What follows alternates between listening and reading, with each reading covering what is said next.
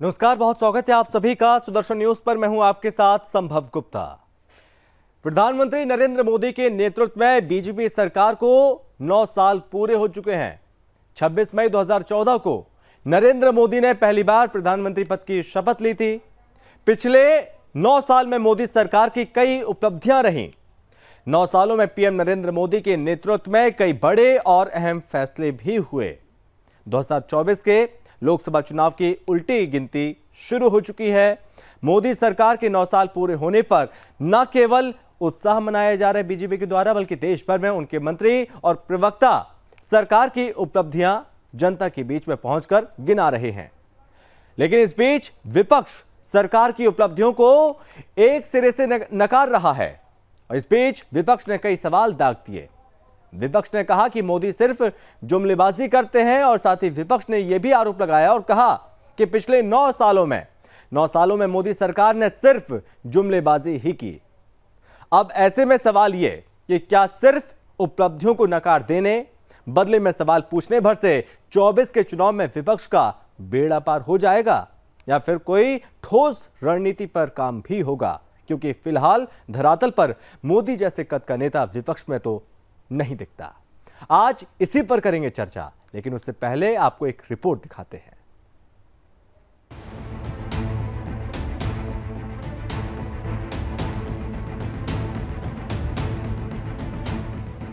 PM Modi के नेतृत्व वाली केंद्र सरकार ने अपने 9 साल पूरे कर लिए हैं। इस मौके पर बीजेपी के नेता सरकार की उपलब्धियां गिना रहे हैं।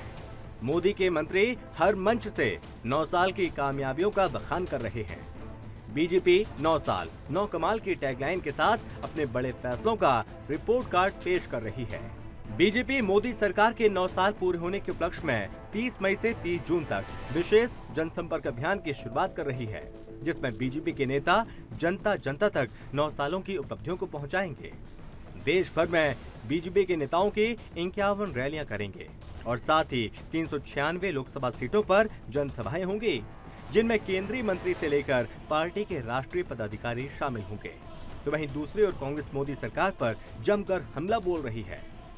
कांग्रेस के नेता सोशल मीडिया से लेकर प्रेस कॉन्फ्रेंस तक मोदी सरकार की 9 नाकामियां गिना रही है। कांग्रेस के नेता सोशल मीडिया से लेकर प्रेस कॉन्फ्रेंस से मोदी सरकार की 9 नाकामियों को गिना रही है और साथ ही सरकार के 9 सालों को वादा खिलाफी के 9 साल बता रही है।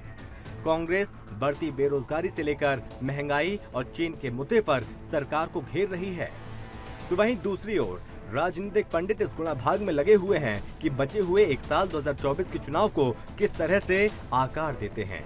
पॉलिटिकल पंडितों का मानना है कि मोदी सरकार बचे हुए 1 साल के कार्यकाल में कई बड़ी घोषणाएं कर सकती है और जिससे 2024 के चुनाव में पार्टी को माइलेज मिल सके। आपको बता दें कि मई 2014 में बीजेपी पूर्ण बहुमत के साथ सत्ता में आई थी। News desk, Sudarshan news. कि मेरी सरकार गरीबों के लिए काम करने वाली सरकार होगी, मजदूरों, नौजवानों, महिलाओं के सपनों को पूरा करने वाली सरकार होगी, देश को ऊंचाइयों तक पहुंचाने वाली सरकार होगी। आज मैं गर्व के साथ कह सकता हूं कि जिन्होंने 250 वर्ष भारत पर राज किया, आज उस ग्रेट ब्रिटेन की अर्थव्यवस्था को पछाड़कर भारत विश्व की 5वीं अर्थव्यवस्था बना है। एक समय था इस देश के अंदर लगभग 6 दशक सरकार की योजना थी अपना परिवार और उस परिवार का विकास व अपनों का विकास। मोदी जी ने उस धारणा से निकालकर सबका साथ सबका विकास की ओर आगे बढ़ाया। तो सरकार के 9 साल पूरे हो गए हैं। एक तरफ विपक्ष उनकी नाकामियों को बता रहा है, लेकिन सरकार के मंत्री, नेता, प्रवक्ता जो कि उनकी उपलब्धियां बता रही हैं। अब यही चीजें मेहमानों से समझने की कोशिश करेंगे। मेहमान भी हमारे साथ जुड़ गए चर्चा करने के लिए। सबसे पहले परिचय करवाते हैं। हमारे साथ बातचीत करने के लिए जुड़ रहे हैं खेमचंद्र शर्मा हैं, बीजेपी प्रवक्ता। खेमचंद्र जी, बहुत स्वागत है आपका। विनय मिश्रा जी हैं, कांग्रेस नेता। विनय जी, बहुत स्वागत है आपका भी। और साथ ही साथ राजनीतिक विश्लेषक हैं हेमंत कुमार जी। हेमंत जी, बहुत स्वागत है आपका भी। हेमंत जी, आप तक आवाज पहुंच रही है मेरी? हेमंत जी, आप क्या मुझे सुन पा रहे हैं? हाँ, मैं सुन पा रहा हूँ। जी हेमंत जी, मैं शुरुआत आपसे ही करूंगा। एक तरफ कांग्रेस नाकामियां बता रही है, लेकिन सरकार की ओर से तमाम बीजेपी के नेता जो कि उपलब्धियां बता रहे हैं। मैं आपसे समझना चाहूंगा कि बीते 9 वर्षों में आपने क्या देखा, क्या लगता है कि बदलाव आया इन 9 सालों में, कितना बेहतर हुआ और कितना बदलाव आपकी नजरों ने देखा? देखिए, लोकतंत्र के हिसाब से पक्ष विपक्ष का अपनी अपनी भूमिका रहती है। विपक्ष अपने हिसाब से चीजों का आकलन करता है, अपने हिसाब से सेट करता है चीजें, क्योंकि अब इलेक्शन ईयर है। आप देख रहे हैं कि अब इलेक्शन ईयर में प्रवेश कर चुके हैं हम। मेरा ख्याल मार्च में आचार संहिता लग गई थी जब पिछले इलेक्शन हुए थे, तो आप कह लें कि कुछ 8-10 महीने का समय है। जहां तक 9 साल की बात है, तो वो कुछ चीजें ऐसी हुई हैं जो मुझे लगता है कि अपने आप में एक तरह की हिस्ट्री भी है, और कुछ चीजें रह भी जाती है। 100% आप किसी को नंबर नहीं दे सकते, और बहुत सारी चीजें ऐसी रही, खास तौर पे जैसे मान लीजिए कोरोना के 2 साल निकल गए, और कोरोना पूरी दुनिया में किसी को पता नहीं था कि हम क्या करेंगे, क्या करना चाहिए। जब जैसा जिसको ठीक लगता था उस तरह से चेंज करते थे, पॉलिसी चेंज करते थे। लेकिन मेरा अपना एज ए जर्नलिस्ट मेरा मानना है कि एक तो जो आर्टिकल 370 को लेके जो कदम उठाए गए हो, मेरे हिसाब से बहुत महत्वपूर्ण कदम वो केंद्र सरकार के थे। मैंने कश्मीर में 6 साल काम किया है, 5-6 साल में वहां पे काम किया है कश्मीर में। और 370 हम इसके फायदे नुकसान पे नहीं जाएंगे, फिर बहस का कुछ और तरह का मसला हो जाता है। लेकिन मेरा एज ए जर्नलिस्ट मानना था कि ये 370 एक तरह का सरकारी अलगाववाद है, जो सरकारों ने बार बार इसको ढोती रही सरकारें, चाहे बीजेपी की आई बीच में, चाहे कांग्रेस की आई, चाहे और गठबंधन की सरकारें जो भी रही सारी। तो ये एक बड़ा, मैं कहता हूं कि भावनात्मक, जो एक साइकोलॉजिकल, जो एक मुझे लगता है इसका असर हुआ है। मैं नहीं कहूंगा जमीन पे क्या होता क्या नहीं होता, चर्चा का विषय हो जाएगा, डिबेटेबल मसला है सारा। लेकिन भावनात्मक तौर पे एक ही बहुत बड़ा फैसला था, और इसको थोड़ा सा जिगरे वाला, जिसको मैं कहता हूं ना भाई, वो थोड़ा जरा कलेजा मजबूत करके किए जाने वाला फैसला था। तो मेरी नजर में एक बहुत बहुत महत्वपूर्ण ये फैसला हुआ है पिछले 9 सालों में। नोटबंदी हुई, उसके फायदे क्या है, उसमें नुकसान क्या है, वो लेकिन जो दावा किया जा रहा था कि भ्रष्टाचार पर लगाम लगाएंगे, क्या भ्रष्टाचार पर असल चोट मिली है? जहां तक मुझे लगता है कि भ्रष्टाचार हमारी जड़ों में इतना निचले लेवल तक गया हुआ है, इतने निचले लेवल तक है कि अभी तो मुझे संभव नहीं लगता कि कोई भ्रष्टाचार जैसी चीज पे हम चोट तो कर रहे होंगे, चोट करने की कोशिश करी होगी, लेकिन अभी निचले स्तर तक, जिसमें क्योंकि आखिरी जो आदमी तक, वो अभी बहुत कुछ किया जाना बाकी है। अभी मुझे लगता है कि बहुत कुछ किया जाना भी बाकी है खेमचंद्र जी, बहुत कुछ किया जाना भी बाकी है। लेकिन सबसे पहले तो आपको बधाई, 9 साल पूरे हो गए आपकी सरकार को, ढेर सारी बधाई आपको। आपने इस दौरान साहसिक फैसले भी लिए, उसके लिए भी आपको ढेर सारी बधाई। जो सरकार नहीं कर सकी वो काम आपने करके दिखाया। लेकिन कांग्रेस पार्टी 9 नाकामियां आपकी बता रही है, 9 नाकामियां, कि बीते 9 वर्षों में आपकी 9 नाकामियां हैं, आप जिन्हें पूरा नहीं कर पाए। देखिए, हमारे पास 900 उपलब्धियां हैं, ये 9 नाकामियों की बात करते हैं। लगातार कांग्रेस सिर्फ और सिर्फ अनगल बातें करती है, नकारात्मक बात करती है, नेगेटिव बात करती है, देश को तोड़ने की बात करती है, देश को छुपाने की बात करती है। दूसरी तरफ आदरणीय प्राइम मिनिस्टर मोदी जी जन जन की सेवा की बात करते हैं, एम्पावरमेंट की बात करते हैं, देश को आगे ले जाने की बात करते हैं।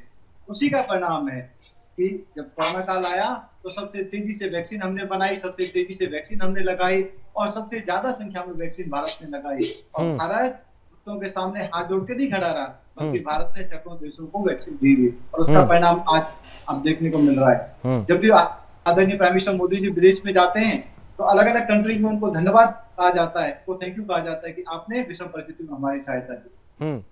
आदरणीय प्राइम मिनिस्टर मोदी जी ने वो करके दिखाया जो कांग्रेस 65 साल में नहीं कर पाई। हमारा हजारों करोड़ का जो अन्न है वो गोदाम में सड़ जाता था, खराब हो जाता था, फेंकना पड़ता था। इवन कोर्ट ने भी बोला कि इतना अन्न जो खराब हो रहा है गोदाम में, आप गरीबों को नहीं दे सकते थे। तो कांग्रेस बोलती थी कि हमारे पास साधन ही नहीं है, हमारे पास मैकेनिज्म ही नहीं है, हमारे पास सिस्टम ही नहीं है। तो आदरणीय प्राइम मिनिस्टर मोदी जी ने वो सिस्टम भी बनाया कि गोदाम में अनाज खराब ना हो। दूसरा, हर गरीब को खाना मिले, कोई भूखा ना सोए, कोई भी विषम परिस्थिति में है तो भूखा ना सोए, उसकी जो बेसिक नेसेसिटी वो पूरी हो। 80 करोड़ से ज्यादा लोगों का इसका लाभ हुआ, लगातार मिल रहा है। और जिन लोगों को नहीं जरूरत है वो भी ले रहे हैं, वो अपने गाय भैंसों को दे रहे हैं और उनसे उनकी जो कॉस्ट है, जो उत्पादन कॉस्ट है दूध वगैरह की, वो कम हो रही है। हमारी सरकार ने लगभग 11.5 करोड़ से ज्यादा किसानों को पीएम किसान के माध्यम से लोन किया और लगातार उनको सहायता दी जा रही है। पीएम किसान की किस्त दी जा रही है, 2,30,000 करोड़ से ज्यादा पैसा हम ऑलरेडी दे चुके हैं। गांव देहात में एक बेसिक यूनिट होनी चाहिए थी, बेसिक जरूरत थी, वो थी इज्जत घर की। इज्जत घर नहीं थे। 65 साल के बावजूद हम लोगों ने इज्जत घर बनाने का काम किया। 12 करोड़ से ज्यादा हम लोगों ने इज्जत घर बनाए और उनको, माता बहनों को हमने बेसिक जो नीड है वो देने का काम किया।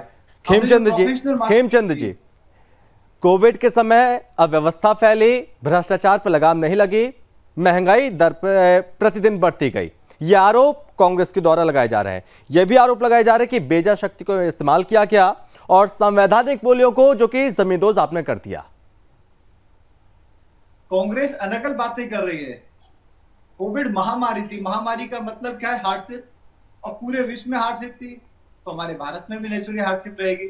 लेकिन किस तरीके से हमने मुकाबला किया, किस तरीके से हमने अपने इंफ्रास्ट्रक्चर को मजबूत किया, किस तरीके से हमने अपने आप को तैयार किया। हमने अपनी वैक्सीन भी बनाई, जबकि कांग्रेस विदेशी वैक्सीन की बड़ाई करती रही। आज उसी विदेशी वैक्सीन की वजह से लाखों की संख्या में अटैक आ रहे हैं। विदेशों में वो वैक्सीन बदनाम होगी, वो कंपनी बदनाम होगी जिसको राहुल गांधी अप्रिशिएट कर रहे थे, और हमारी वैक्सीन की वजह से कोई भी सीरियस प्रॉब्लम अभी तक सामने नहीं आई है। हमारे देशवासियों को लगी और हमारे देशवासी बचे भी और हमें बहुत सारा लाभ भी हुआ। ये हमारी सरकार की कमिटमेंट है। और कांग्रेस बात करती है आज डेमोक्रेटिक मूल्यों की। कौन सी डेमोक्रेसी की बात करते हैं? आपने इमरजेंसी, और आप ऐसी बातें ना करें तो अच्छा है। जो कांग्रेस इस तरीके की बातें करती है तो लोग उस पर हंसते हैं, क्योंकि इस तरीके की बातें करने के लिए नहीं जानी जाती। जहां पे राजतंत्र है, जहां एक ही परिवार के लिए लगातार 50-60 साल तक काम चलता रहा कि उस परिवार का फायदा हो, परिवार को राजशाही मिले, ये सारा काम चलता रहा। ये सारी चीजें लोगों को, यानी कि खेमचंद जी आपने ये कर दिया कि 9 साल वर्सेस 70 साल। विनय जी, आपने सुन ही लिया होगा बीजेपी प्रवक्ता को, खेमचंद जी को, उन्होंने भी कहा कि हमने क्या काम किया। जवाब दीजिए।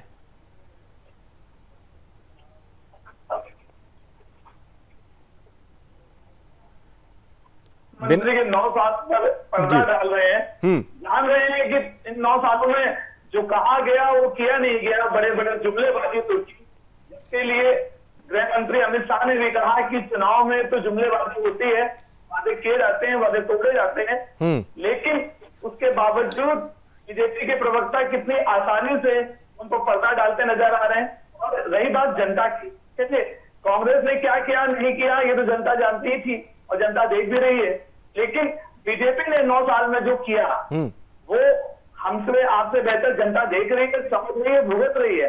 आप देखिए जिस कोरोना महामारी का इन्होंने अभी बड़ा बखान किया, महिमा मंडन किया, उसी कोरोना महामारी में कितने लोग बेरोजगार हो गए, उसी कोरोना महामारी में कितने पीड़ितों को मुआवजा नहीं दिया गया। कोरोना महामारी खत्म हो गई, लेकिन इसके बावजूद आज तक उन पीड़ितों को जिनके परिवार खत्म हो गए, उनको कोई मुआवजा नहीं दिया गया, उनको कोई रोजगार की व्यवस्था नहीं की गई। और आज ये बात कर रहे हैं गेहूं और चावल की, कितने शर्म की बात है कि आज भी भारत जैसे देश में लोगों को 5 किलो राशन के लिए सरकार की तरफ मुंह ताकना पड़ता है। क्यों? रोजगार की कोई व्यवस्था नहीं की गई। और आपने देखा, चाहे वो उत्तर प्रदेश हो चाहे पूरे भारत में हो, योगी जी और मोदी जी, ऐसे कोई जगह नहीं होती जहां पर ये दोनों महान हस्ती अपना चेहरा लगाने से, अपना चेहरा ना छुपाने से बाहर आते हो। हर जगह मोदी जी, हर जगह योगी जी। एक शौचालय का उद्घाटन करना है तो मोदी जी आके करते हैं, एक रेलवे में वंदे भारत रेल का उद्घाटन करना है तो मोदी जी आके करते हैं, संसद का उद्घाटन करना है तो मोदी जी आकर करते हैं। कुल मिलाकर देश या तो मोदी है और मोदी देश, तो देश ही मोदी वाला हिसाब बन चुका है। और दूसरी चीज, नाकामी की बात, इस पूरे 9 साल में आप देखिए मोदी जी के भाषण उठा के देखिए, जब वो मुख्यमंत्री थे तब के भाषण उठाइए और जब वो प्रधानमंत्री बने तब भी भाषण उठाइए, केवल जुमलेबाजी की। आप देखिए 15 लाख नौकरी का वादा किया था, ये तो मीडिया से छुपा हुआ नहीं है। ऐसा तो है नहीं कि कांग्रेस उन पर अनर्गल आरोप लगाते हैं, मीडिया ने खुद देखा कि 15 लाख नौकरी का वादा किया।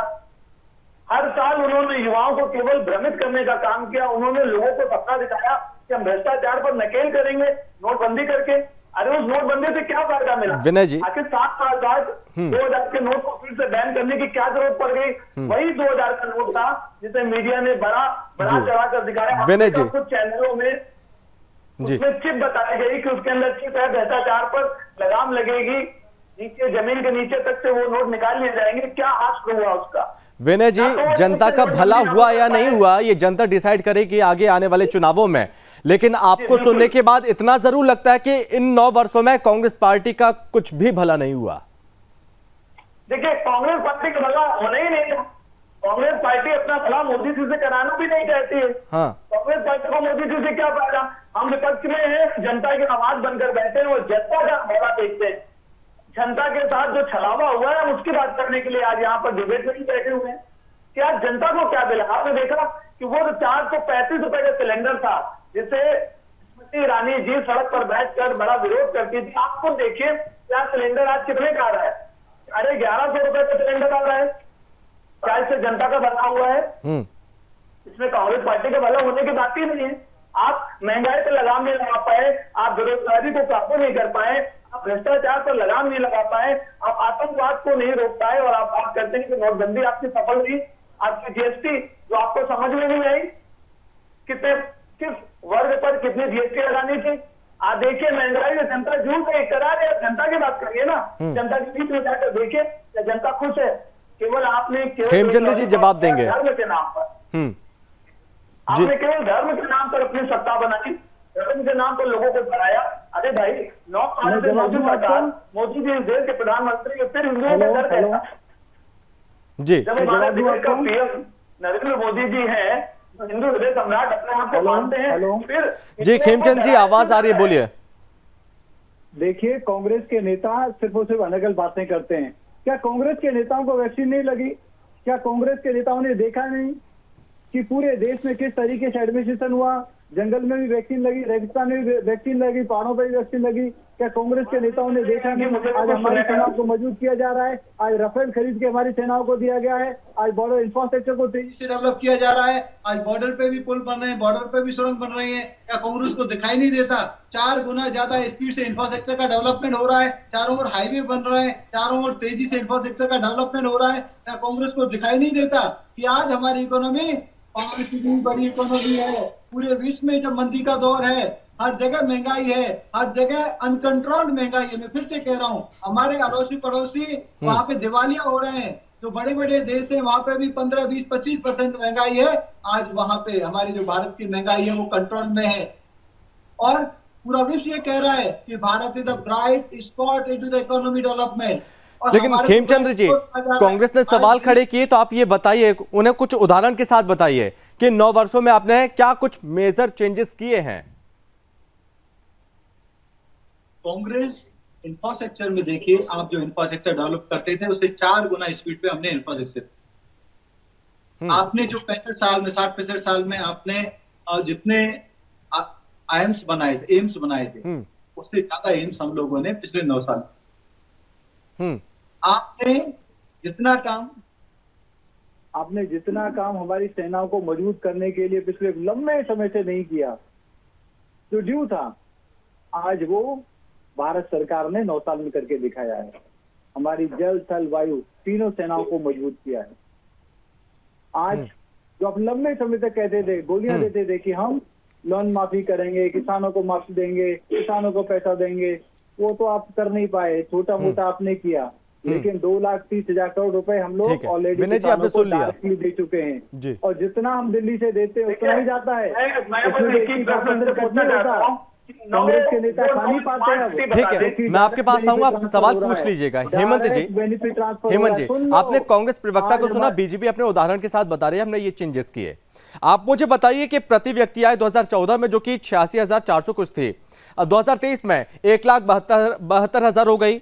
एलपीजी सिलेंडर उपभोक्ताओं को मिल रहा है जो कि 30 करोड़ से ज्यादा को लोगों को मिला एलपीजी सिलेंडर। देश में मेडिकल कॉलेज जो 2014 में 387 थे वो 2023 में 660 हो गए। गरीबों को मुफ्त राशन, किसानों को किस्त, ये तमाम चीजें, तमाम सौगातें दी जा रही हैं यहां की जनता को। क्या विपक्ष के चश्मे खराब हैं जो उस विकास को नहीं देख पा रही है? देखिए, मैं पहले भी कह रहा हूँ कि पॉलिटिकल स्टेटमेंट्स होती है, वो पॉलिटिकल स्टेटमेंट खासतौर से चुनावी साल में हर पार्टियों की एक जैसी होती है। चाहे अगर बीजेपी होती तो बीजेपी ऐसा होती, कांग्रेस होती तो कांग्रेस ऐसा होती। ये जो आंकड़े आपने बताए, निश्चित तौर पे कोई भी सरकारें, जब भी सरकारें आती है, वो सभी के लिए काम करने की कोशिश करती है और उसमें कमियां। आवाज नहीं मिल रही है जी, आवाज नहीं आ रही जी, बोलिए हेमंत जी, आप बोलिए। की आवाज आ रही, ओके। तो मैं पॉलिटिकल स्टेटमेंट की कोई फेवर में या उसके खिलाफ उसमें बात नहीं कर रहा हूं अभी।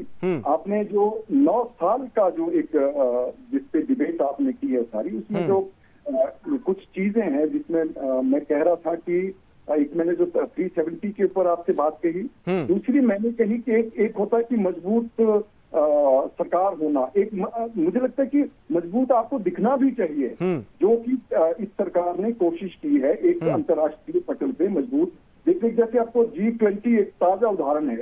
अगेन आप बोलेंगे बार बार कश्मीर की बात कर रहा है कि कश्मीर में आपने हिम्मत की कि कश्मीर में कोई इतना बड़ा आयोजन अंतर्राष्ट्रीय स्तर का करने की हिम्मत, एक जो है एक मजबूत दिखने की कोशिश है उसमें, जबकि हमें पता था कि चीन इसमें क्या करेगा, ये एक मुल्क कुछ और करेंगे शायद वो नहीं सकते। लेकिन ये जो मजबूत दिखने की कोशिश है, कहीं से तो शुरू होनी चाहिए थी चीजें जो इस सरकार ने की है। ये ठीक है। विनय जी, आपने सुना कि विपक्ष को भी मजबूत होना चाहिए।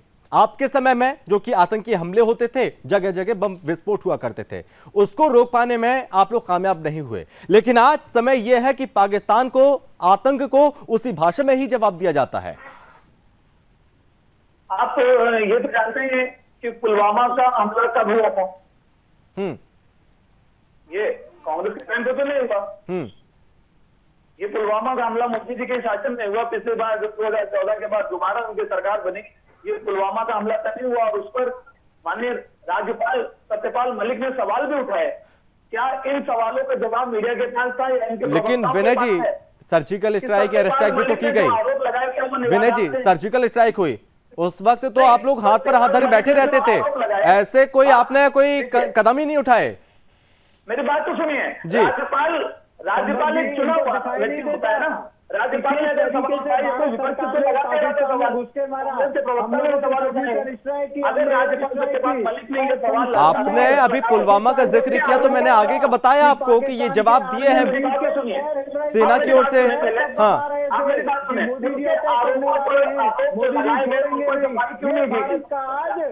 सत्यपाल मलिक ने जो बातें की क्या वो निराधार थी, क्या वो झूठ थी? अपनी सेनाओं को मजबूत कर रहे हैं और उसकी वजह से हमारे पड़ोसियों और हमारे दुश्मनों को ये समझ में आ गया है कि भारत से टक्कर नहीं लेनी। आज हमने 370 हटाया तो आज हम लोग G20 का बड़ा कार्यक्रम जम्मू कश्मीर में कर पा रहे हैं। इससे पहले तो जम्मू कश्मीर में जाना दुर्लभ हो जाता था। आप 9 साल पहले उठाकर देखिए, अंबानी और अडानी कहाँ पर थे, आज 9 साल में वो कहाँ पर है? 30,000। अरे अंबानी को किसने खड़ा किया? लेकिन विनय जी, आप अडानी अंबानी की बात कर रहे हैं तो ऐसे उदाहरण वो सैकड़ों दे सकते हैं कि आपने लोगों को लोन दिया, आपने लोगों को लोन दिया, बैंकों को कंगाल कर दिया आप लोगों ने। नहीं, आप उदाहरण दीजिए, लेकिन सरकार जो सत्ता में है, जो पक्ष में है, जो सिंहासन में बैठा है, उससे सवाल पूछे जाएंगे। आप ये नहीं कह सकते कि उन्होंने ऐसा किया, उन्होंने वैसा किया। मैंने तो सवाल उठाए, अगर इसमें गलत है तो नहीं, ठीक है, सरकार से सवाल जरूर किए जाएंगे, लेकिन जो विपक्ष की भूमिका है उसको सही से अदा तो करिए आप। जैसे कि बीजेपी उस वक्त विपक्ष में थी तो सड़कों पर बैठकर विरोध किया करती थी आपकी नीतियों का, उसका असर क्या हुआ? आज बीजेपी सत्ता में है और आप घर में बैठे हैं। अकेले घर में बैठने से कुछ नहीं होगा। आपको सोशल मीडिया पर केवल ट्वीट खेलना तो उससे कुछ नहीं होगा कि ट्वीट करके हमारा काम खत्म। उसके लिए आपको सड़कों पर उतरना होगा, जनता के साथ कंधे से कंधे मिलाकर आपको चलना होगा। अरे बिल्कुल सड़क पर उतरे। आप तो मीडिया में आप देख रहे हैं क्या कि सड़क पर उतरे नहीं? तो राहुल गांधी ने भारत जोड़ो यात्रा की, वो क्या थी? क्या ट्वीट कर रहे थे घर पर बैठे? संभव जी, वो ट्वीट कर रहे थे क्या भारत जोड़ो यात्रा को कवर नहीं किया आपकी मीडिया ने? क्या देखा नहीं? उन्होंने सवाल उठाए संसद में, 20,000 करोड़ रुपए कहां से आए? उन उनको संसद से बाहर कर दिया गया, ये सवाल ना पूछे जाए। दो चीजें हैं, आपके नेता एक तरफ यहां पर भारत जोड़ो यात्रा निकालते हैं, वहीं दूसरे विदेशों में जाते हैं, भारत की नाकामियों को बताते हैं, भारत में क्या चल रहा है वहां पर भारत की बुराई करते हैं, तो ये ऐसे कैसे चलेगा? नहीं, बिल्कुल नहीं, ऐसा कभी नहीं हुआ कि भारत की बुराई की गई। आप केवल और केवल मोदी सरकार के बारे में बात की जाए और प्रधानमंत्री मोदी के जो नाकामियां उनके बारे में बात की गई है, तो हो रहा है इस देश में, उसके बारे में तो हर कोई बोलेगा। हमारे नेता बोलेंगे, हम बोलेंगे, आपको भी बोलना चाहिए, मीडिया को भी बोलना चाहिए। वो मीडिया घूंगी बहरी बन चुकी इनके शासन में। 9 साल में मीडिया ने विरोध करना ही बंद कर दिया, विपक्ष को तो छोड़िए, मीडिया ने इनसे ऐसी कोई प्रेस कॉन्फ्रेंस बताइए आप, मैं आपसे विनय जी आपको दिक्कत किससे है? विनय जी आप मुझे इतना बताइए, आपको दिक्कत किससे है?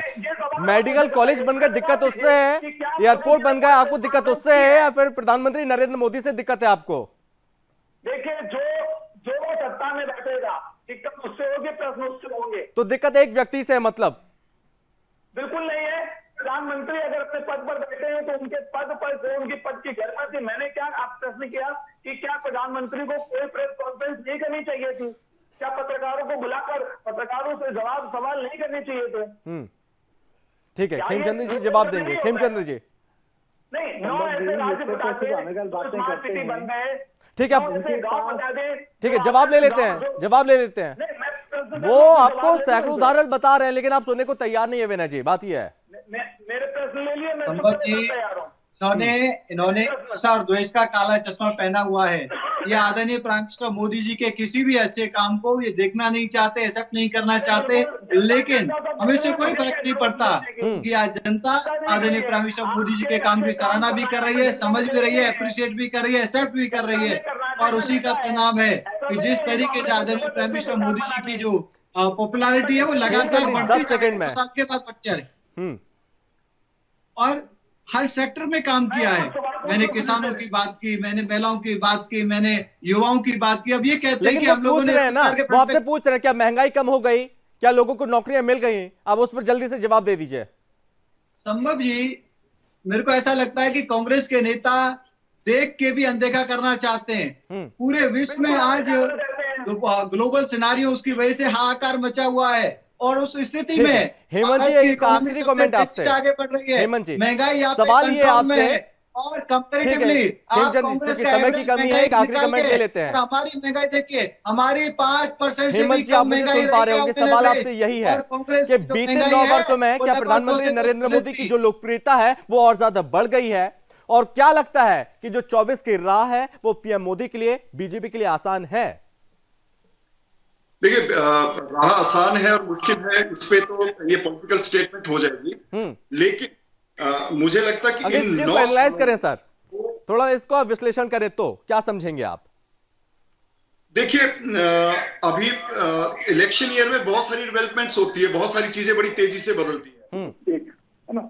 लेकिन मुझे अभी भी लग रहा है कि जिस तरह से जो विपक्षी पार्टियां हैं उनको सबको वो कहीं का रोड़ा जोड़ना पड़ रहा है, तो वो एक स्थिति आपको बयान करती है। मेरा ख्याल इतनी बात है कि अभी एक कोई सिंगल पार्टी इतनी हिम्मत या इतना अभी उस तरह का नहीं हो पा रहा है कि एक जाके हम बोले कि नहीं, हम अकेले जो है हम ये लड़ने जा रहे हैं बीजेपी के खिलाफ या मोदी के खिलाफ।